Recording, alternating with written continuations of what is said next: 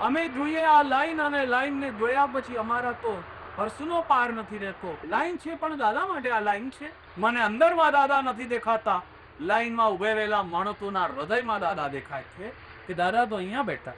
બધાને એક જ સરનામું, બધાને એક જ જગ્યાએ પહોંચવું, બધાને એક જ જગ્યાએ ટચ કરવો છે.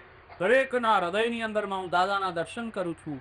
ક્યારેક ક્યારેક લાઈનમાં ઉભેલા માણસોને પણ મસ્તક નમાવી દઉં છું કે ધન્ય હોજો તમને, પ્રભુ પાસે જવા માટે તમે આટલો પરિશ્રમ કરી રહ્યા છો. અને કેટલાક માણસોના હૃદયની અંદરમાં આવું વિઝન નથી હોતું. મારી કોઈક નજર આવી હોય છે કે દાદાના દરબારમાં આવી લાઈન છે અને તમે જાઓ અને આવી લાઈન જુઓ તો બોરસદ વાળા પહેલેથી જ મોડું મૂતરે અને એવો એક નિશ્વાસો નાખે, હદ તારી ભલી ખાય, બહુ મોટી લાઈન છે.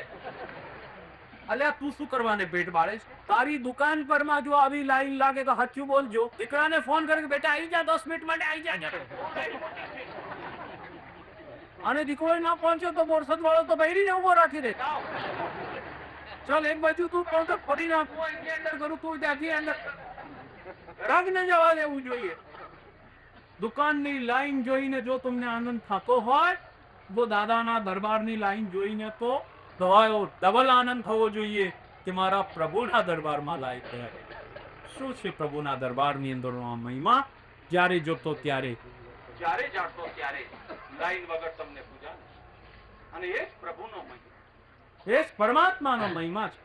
જેટલો વધારે ટાઈમ લાઈનમાં ઉભા રહેવું પડે એટલી વધારે કર્મની